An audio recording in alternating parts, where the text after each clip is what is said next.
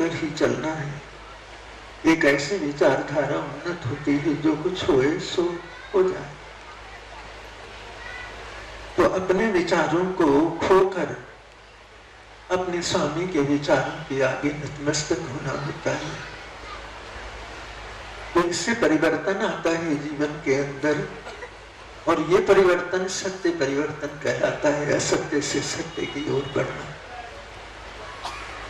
लाखों यत्न करने पर भी जीव इस रीति के बिना कभी भी अपने विचारों में परिवर्तन नहीं कर सकता है। कभी भी उससे ज्ञान प्राप्त नहीं होगा।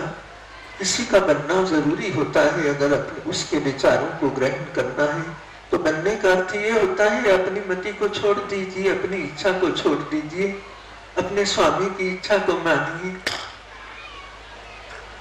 तो स्वामी भला भी होता है और बुरा भी होता है।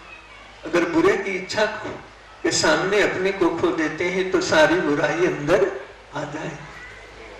और स्वामी अगर भला होता है, ज्ञानमान होता है, विचारमान होता है, हम अपनी इच्छा उसके अर्पित करते चले जाते हैं तो उनका ज्ञान विचार सारा अपने पास आ जाता है। स्वाभाविक रूप से ये परिवर्तन होने लग जाता है। इसीलिए तो कहते हैं मन वेचे सदगुरु के पास, इस सेवक के कार्यरास का अर्थ यही होता है कि अपनी इच्छा को खोया जाए। जैसे स्वामी राजी हो वैसे किया जाए। अब ऐसा करते करते गर्व नहीं रहता, ज्ञान का प्रकाश फैलने लग जाता है।